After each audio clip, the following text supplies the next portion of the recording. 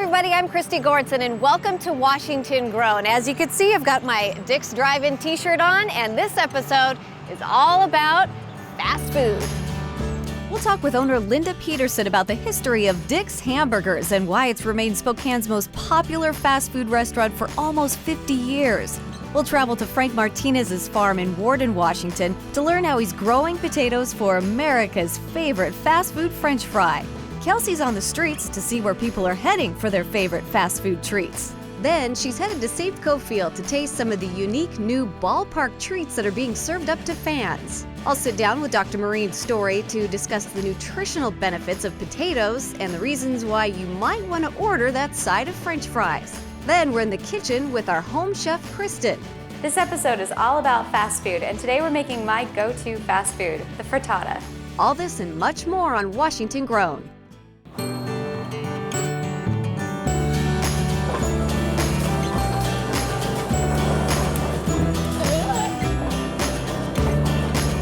There you go.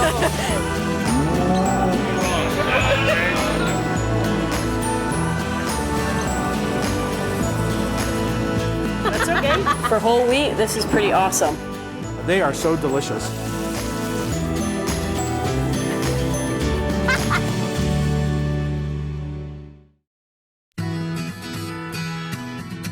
I'm here with Linda Peterson. She's the owner of Dick's Drive-In. How long has Dick's been around? Since 1965. Wow. Yes. And you've been here since? 1967. My goodness. I'm part of the fixture now.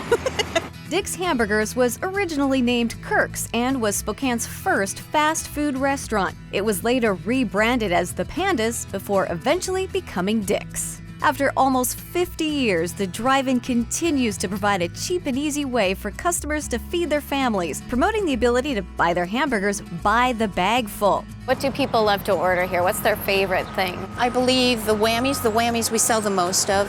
A whammy is 2 meat, 2 cheese with all the condiments on it. That's kind of what we're known for, but we also are known for our fish and chips. And we were voted #1 in the city of Spokane for our fish and chips. People love your fries too. Right. We do homemade fries. They're fresh. We hand chop them. We are just known for our fresh French fries. I was surprised to learn they not only use fresh Washington potatoes for their French fries, but Washington Walla Walla onions for their burgers, as well as local and fresh Angus meat patties. People really enjoy the fact that we do a lot of fresh A lot of fresh stuff. Right. What keeps people coming back? They call us an institution. We're very unique. Our people memorize everything. That's amazing. So when they call in their burgers, the wrapper back there has to put it all together. So everything is memorized.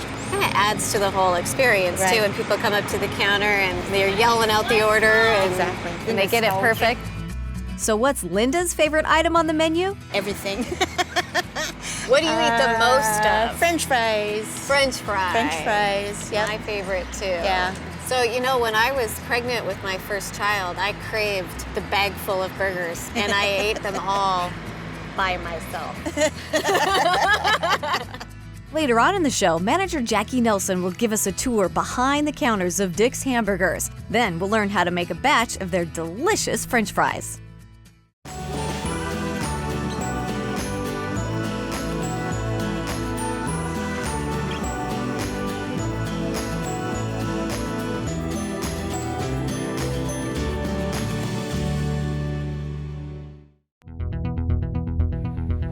My name is Frank Martinez, and I grow potatoes. I grew up as a migrant farm worker, traveling around the country with my parents, and all I ever saw was agriculture. Frank truly represents the American dream as his 900-acre farm supplies potatoes that make up one of America's most famous potato side dishes, the French fry. After settling in Warden, Washington, Frank found success working on a local potato farm. Because I could speak both languages, I became a foreman pretty young, or 17, and learned how to do the potatoes from beginning to end. So pretty soon I decided that I think I could do this on my own, doing a few acres on my own on the side, and and that kept growing to where I am today. I've been growing potatoes for 30 years now, 30-some years, and that's all I've ever done is grow potatoes. That has become my specialty, so-called. So this is a potato planter. We plant 8 rows at a time.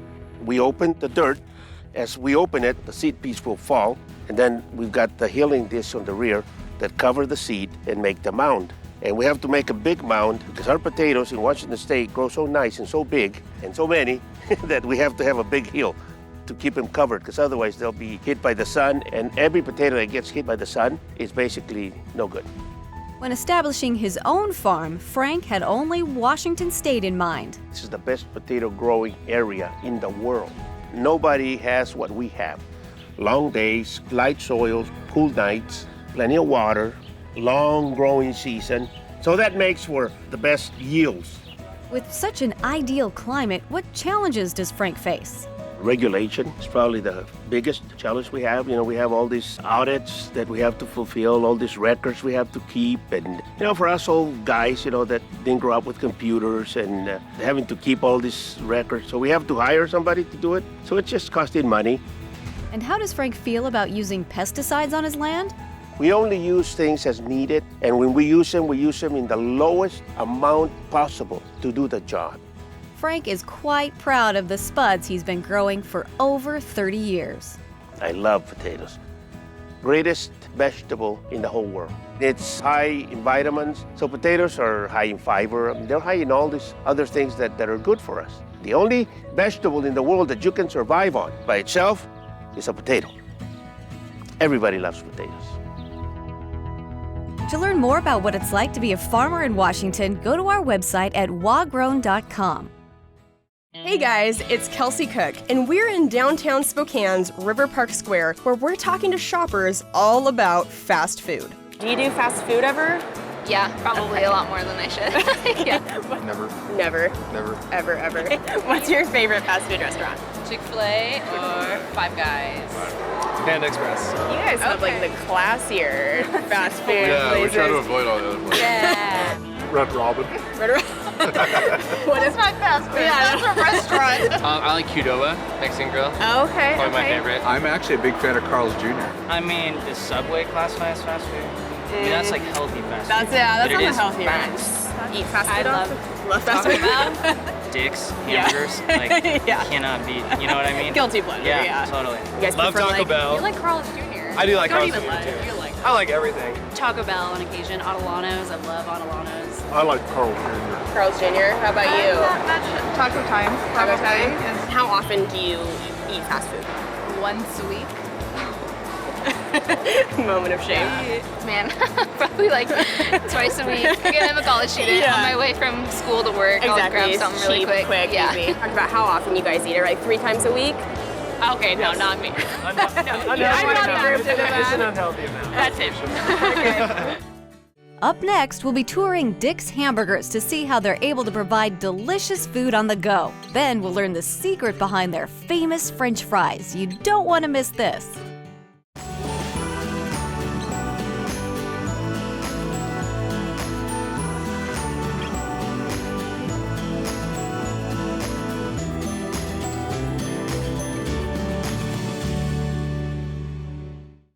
We're back at Dick's Hamburgers in Spokane, Washington, where they've been serving up quality fast food items for almost 50 years. Customers are returning year after year for the delicious food, comfortable atmosphere, and friendly service that the establishment provides. It's just quick, it's easy, and it's always been good. It's just I grew up on a whammy. My parents brought me here. It's something that I've always enjoyed since I was a kid, and it just kind of takes you back to those fun times in life. I like their burgers, and I love their fries.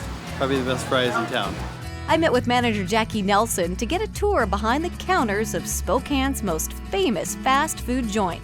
This is Jackie. She's the manager here at Dick's, and she's going to take me on a tour, and we're going to have some fun. We are going to have fun. Are you ready? I am. All right, start taking Hold orders. on. Here we go. We're getting ready for lunch. We got them coming. Okay. We have our burgers getting built up ready. We like to serve fresh. Fresh is best. However, we have people that are on a 15, 30-minute lunch hour, so we like to have stuff ready for them if we can, keeping it still fresh. Okay. The kids know when they come what burgers are there. Anything other than what's there, they have to call in. Just a minute. One small. Okay, you got one large. To help you. We're entering the fry zone. Okay. This area, almost every order will have fries on it. Almost. They like to be eaten hot. So the last thing the kids do before they put their order out is they bag their fries. All right, so what do we got? This is the grill This is the grill area. Yeah. Dangerous spot to be, but we'll risk it. She's gonna load that grill. The wrapper, Jamie, will tell him what size batch she wants. Okay. And it's kind of up to her to determine by the customers, by what kind of orders are coming in, what size batch she wants to go. That's a lot of hamburgers on that It's a lot grill. of hamburgers, Wow. and they'll be gone in seconds. So this is a 72 batch. Okay. We start with the ketchup, and she puts the onions on, the Walla Walla onions, and then she'll follow that with a pickle or two. It's kind of basic, and we don't put a lot of condiments on, but if somebody wants extra onion or ketchup or pickle or whatever, we accommodate them gladly. Now that I know how it all works, I'm ready to try my hand at cooking some of their famous French fries featuring none other than Washington-grown potatoes.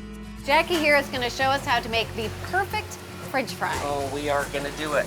We start by peeling the potatoes, leaving just a touch of peel for added flavor. Then we release the potatoes into a water bath. You're going to take that potato, you're going to put it in that way, push it down. So you lift the handle with your left hand, put that potato in. Okay, and just leave that one there? Yep, it'll push it right through. Okay. Okay, keep your fingers out of the way. You kind of got to just baby it a little bit, especially because I got one in there. You do this? Look at this. She does this every day. That's how we get the nice long French fries that people like. We let the potatoes soak in water. You're going to get any remaining dirt off of them. You're going to wash some of the starch off of them, not all of it, because some starch is good. We fill our basket, shake off any excess water, then begin the blanching process. And what we're going to do to make the perfect potato is we're going to blanch them first at 300 degrees. Okay. And what that will do is it will cook the inside of the potato without cooking the outside. So you're going to bring your baskets over to your blanch. In here. And you can do this at home, just turn your grease down to 300 degrees. Okay. All right, and go ahead and set it in there. Set it in there. All right. And we time it, so it's going to be anywhere from 2.5 minutes, usually probably 2.5 minutes, and your little fryer at home is going to be plenty. Once the potatoes are blanched, we'll pull them up, which is what we have here. Okay. And we let this grease drain a little bit, and then let it cool down just a little bit, 5-10 minutes. we place the blanched potatoes in 350-degree oil and begin to fry. And if you have a metal spoon, you want to stir your potatoes, but don't chop them. After a few minutes, Nice, those look great. And these are going to be yummy. Nice and golden brown. They're golden brown. And that 350-degree temperature is what's going to crisp your outside and continue cooking your inside. So you're going to get the perfect fry. And then of the course, finished product. You got it. Right over here. Ta-da! and now my favorite part. Oh my gosh. Is it good? It's Seriously. Your fries are so good. Aren't they wonderful? And then with the tartar sauce. It's the bomb. It's the bomb. It's the bomb. Up next, I'm sitting down with Dr. Maureen Story to talk about the nutritional benefits of potatoes and why ordering that side of French fries might be a better choice than you think.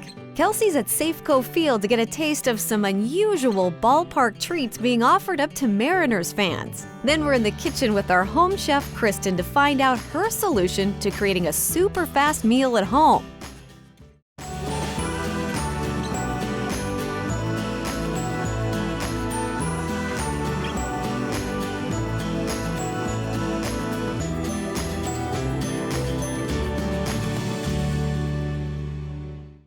Everyone loves potatoes, but I wondered, how nutritious are they? Is any one kind better than the other? And should I feel guilty about ordering that side of French fries? Today, all my questions are answered as we talk with potato expert Maureen Story. I'm here with Dr. Maureen Story, and she's with the Alliance for Potato Research and Education. And thanks for talking to me about potatoes. What exactly does the Alliance do?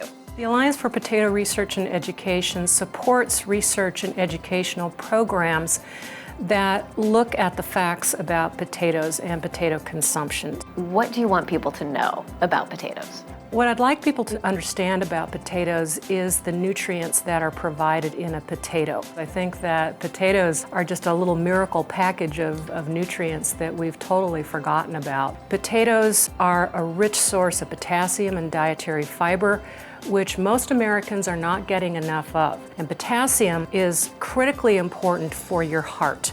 It helps control blood pressure.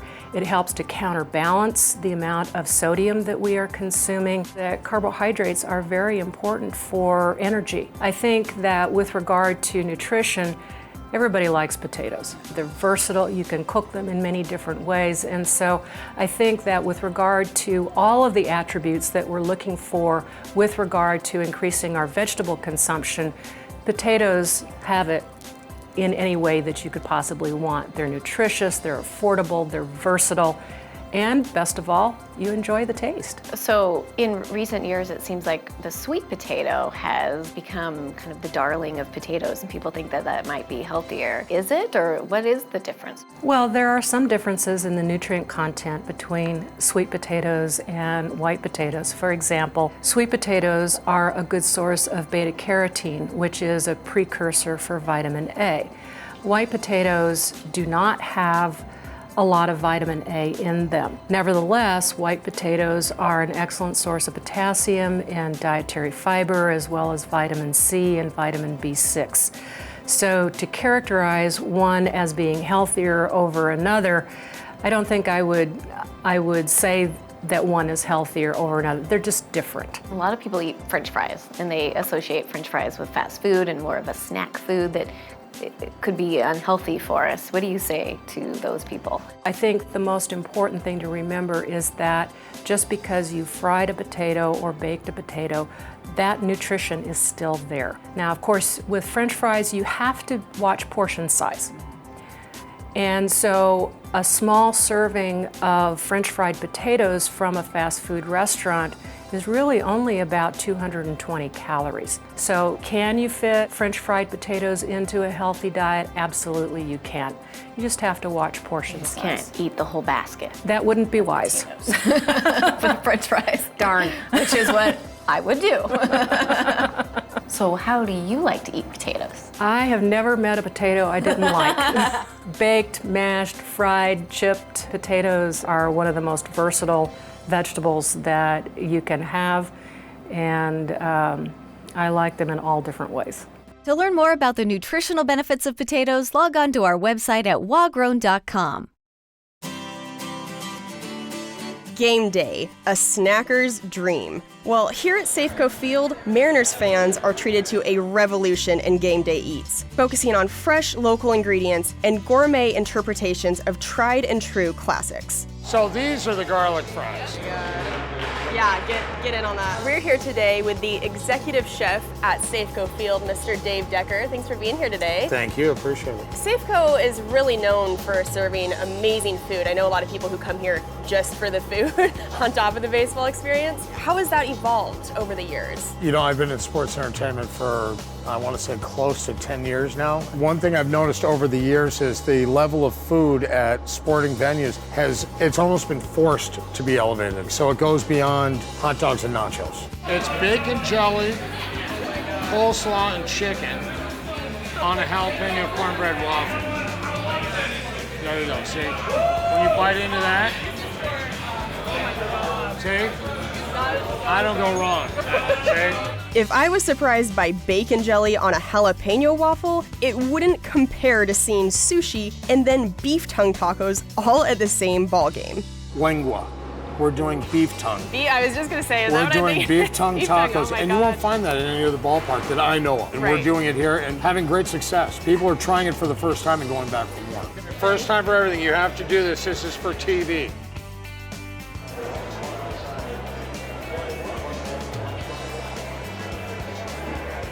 It's weird.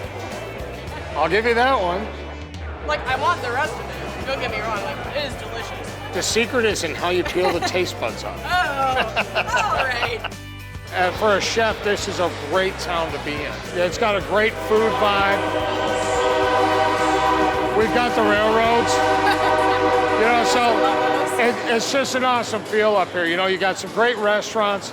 There's always that competitive edge, too, to how we can outdo, you know, where can we make the food better? For me, it's always been, I want to have the best food in baseball. Whether we're looking at something as simple as a cheesesteak in a concession cart going to be the best cheesesteak. You Right. know, when I look at the Hit It Here restaurant, it's a burger, but will it be the best burger? I want it to be the best burger in the city. I know that the garlic fries at Safeco Field are like hands down some of my favorite things. Oh my God. If you only knew how much garlic I go through on a game.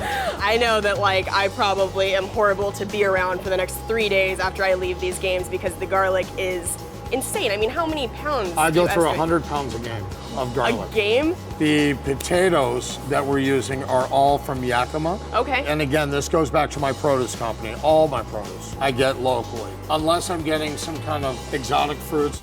Baseball's during the growing season, so we shouldn't have to reach out to Arizona or northern Mexico or anywhere else. We shouldn't have to. We have some great produce here in the state. People enjoy the flavor soup of it. You know, the produce that's grown in the state of Washington has a unique flavor. And that's why people look at eating here. Apart from just coming to a baseball game, it becomes more of an experience. Everywhere you go, you cannot escape the grasp of the chef. I own this joint, so I make sure that everybody stays well fed. I think Washington's a great place to be. You know, everybody complains about the rain, but you know, no rain, no rainbows, right? Exactly. To learn more about Washington-grown food, go to our website at wagrown.com.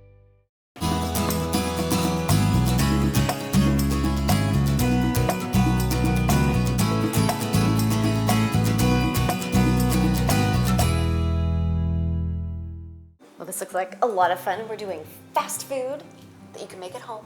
We're making fast frittatas. Fast frittatas. Here we go. Let's do it. All right, my favorite thing about the frittata is that you can use anything you have, leftover vegetables or starches in your fridge. So today we just have some leftover baked potatoes that we're gonna use, and then we're gonna use a zucchini and some spinach and sun-dried tomatoes. And a lot of this stuff, I mean, just like you said, pull out whatever Anything you you have in the have. fridge. It's gonna taste good, so.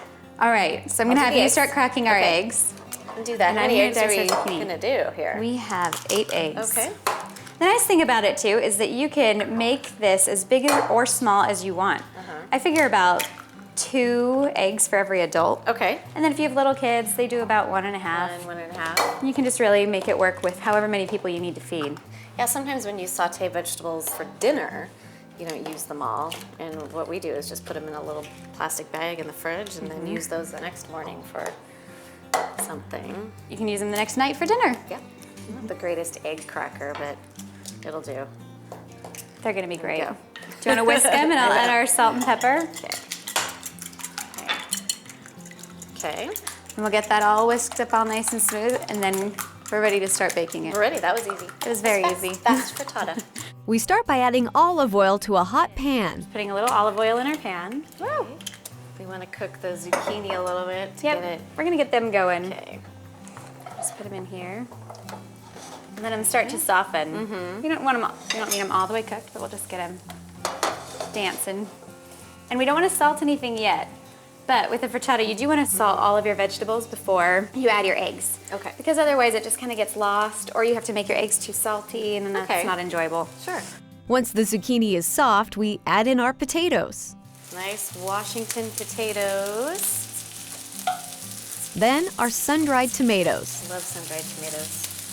A nice tang. And that oil, the oil they're packed in, helps to give the whole thing a little bit of flavor. Good. There we go. We're just gonna let this cook for a second, and as soon as our spinach wilts, then we pour our eggs on top. Okay. Smells delicious. Thank you. And then once it gets to this point, I like to try to make sure there's a little bit of everything Right. in all the 'cause once corners you of the put pan. eggs in, it's Right. frozen in time. Then we don't touch it again. Right. So if you have one section, like right over here, all our sun-dried tomatoes are over there. Distribute evenly. Yes. We want everyone to get a piece of sun-dried tomatoes. So there we go. And now we're ready for our eggs. It's artfully displayed and ready for the eggs. So we're just gonna pour them over.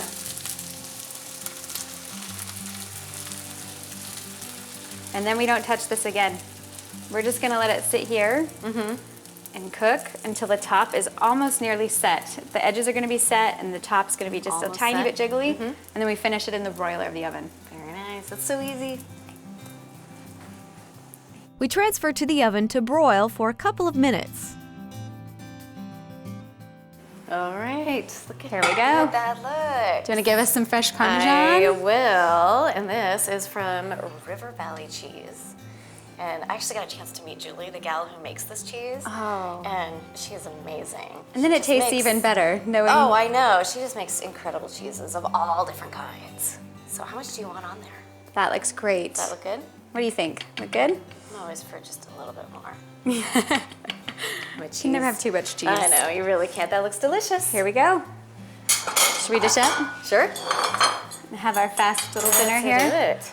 You can just cut it into like a pie wedge. Yeah. Just like, here we go. I touched this. Is just great with some toast. Oh look, I gave myself a bigger piece. Sorry about that. Oh look. There we go. That is great.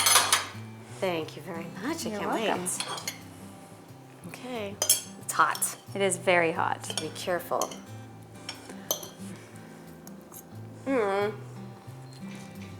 I love the sun-dried tomatoes too. So do I. Everything just makes it such a nice, easy, throw it together fast dinner.